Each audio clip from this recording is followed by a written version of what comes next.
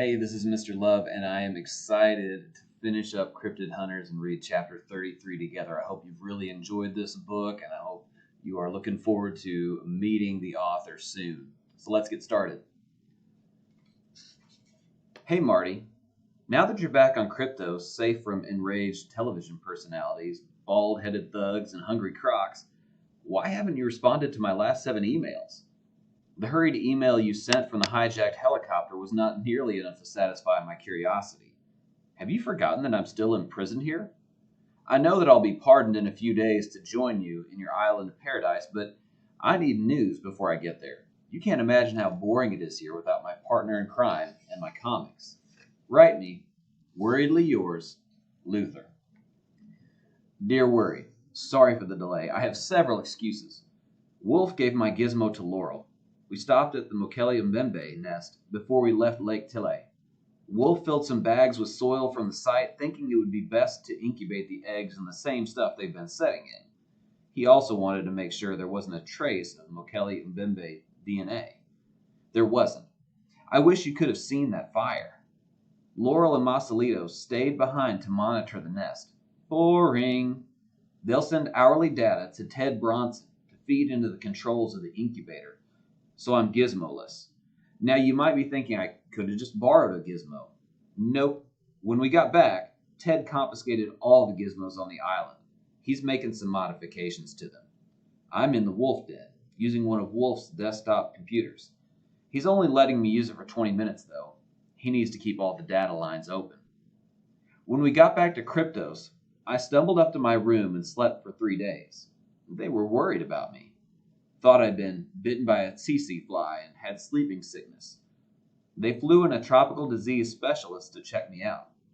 After being poked and probed by the scariest doctor I've ever seen, believe me, I was no longer in the mood for sleep. Dr. Grace thought this guy was great. After he decided that I was going to live, she spent several hours bending his ear, which had an amazing amount of hair growing out of it. And last but not least, I've been making preparations for your imminent arrival. Depending on when the eggs hatch and what comes out of them, we should have a couple weeks on the island before we set sail for New Zealand. I have several things planned for us before we ship out. But now for the good stuff. I don't want you to feel left out, so below is an update since we swiped the chopper at Lake Tille. I already told you that Grace and I aren't twins. Wolf is her dad and got his leg bitten off by Mokele-mbembe. Blah, blah, blah. What you don't know is that Grace is still 12 years old. And we always thought she was so mature. Ha! As it happens, her birthday falls on the same day you arrive here. You might want to think about a way we can really surprise her. Make her 13th special, if you know what I mean. But I warn you, she's not going to be easy to scare. The Congo toughened her up. She hasn't fainted since Butch nabbed her from the sky house, and believe me, there were things that made me a little faint after that. In other words, a snake in the bed won't do the trick. You better get creative. But enough about Grace. When we got to the airport, Phyllis and Phil flew us directly to Kryptos. Ted Bronson invented a dinosaur egg incubator, and I fully expected him to be waiting for us when we arrived.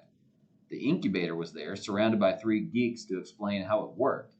But no Ted. They said that he was already working on another project in the QAQ. Which brings me to one of our missions when you get here. We need to at least get a glimpse of the sky. Anyway, we set the eggs in the Wolf Den, which is this incredible room on the top floor of the house. It's filled with TV monitors, computers, fax machines, printers, and a bunch of other electronic stuff I've never seen before. Phil calls it the heart of Wolf's cryptid operation. They have these animal scouts all over the world, flying, running, swimming with their video cameras, streaming pictures into the den and the QAQ. People monitor all this stuff 24/7. If they see something unusual, the data is fed into this big computer where it's cataloged and used for, I don't know what exactly. This is how they are keeping tabs on the search for my parents. No word on them, but we haven't given up hope. If anyone can find them, Wolf will. Everyone's still concerned about what Blackwood is going to do about Grace and the eggs. Wolf has implemented some extra security measures, but it's all very hush-hush. I don't even know what they are. He's convinced that Blackwood has a spy on the island, so he's being tight-lipped about what he's doing. Which brings me to another one of our missions. I think you and I should be able to put our heads together and figure out who the spy is. I've been looking into it, and I have some likely suspects. Anyway, this is what you'll encounter when you finally get here. See you soon. Marty. P.S. Grace paid me the $1 she owed me from the egg bed. I have it pinned to the wall above my bed. I divide my time between the library and the den, where Wolf stares at the eggs hour after hour. If they hatch, the babies will be raised on Kryptos, then moved to a deserted island he owns that has a similar environment to the Congos. No press release or television news. He'll keep it all very quiet. If the word gets out, he said, Lake Tele will be overrun with scientists, collectors, adventurers, all trying to make a name for themselves, and in the process destroying the flora and fauna that have lived there in peace for tens of thousands of years. He's discussing the preservation of the Lake Tele region with government officials. It could take years, decades, or it may never happen, but if it does, with enough safeguards in place, we'll take Mokele Mbembe back home one day. I've filled nearly 2 moleskins since I returned to Kryptos. The blank moleskins I've received since I was a child were not sent by my Uncle Timothy as I thought. They were sent by Wolf. My mother used moleskins for her journals and field notes. After she died, her yearly order continued to arrive on the island. Wolf didn't have the heart to cancel the order. He said it would be like canceling one of his memories first, so he had the order transferred to me. Mary told me that my mother's moleskins are in the trunk, which I have not opened yet. I thought I had left my fears behind in the humid air above the Congo, but I guess some still remain. The eggs have helped me get to know my father and my mother.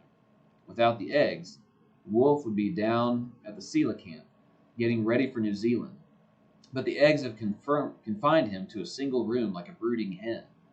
We've been able to talk. He's not the fierce pirate I thought he was the first day we met. He's kind, shy, funny, and knows a great deal about many things, except for children. He has no idea how to go about raising us.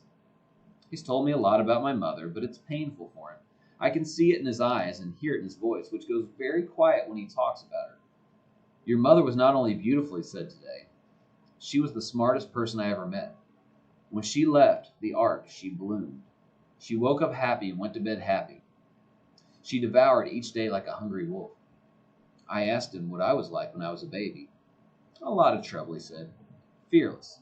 We couldn't leave you alone for a second. You crawled into the spring when you were 4 months old, nearly drowned. And the next day I glanced away for a second and you were back in the water. We had to put a fence around the water to keep you out of it. You started to walk when you were 10 months old. Run, actually. We kept a rope tied around your waist, but of course you figured out how to untie every knot I tried. I'm still practicing on the high wire. I've raised it a foot more, and Marty walked into the library where Grace was writing. How's the parrot?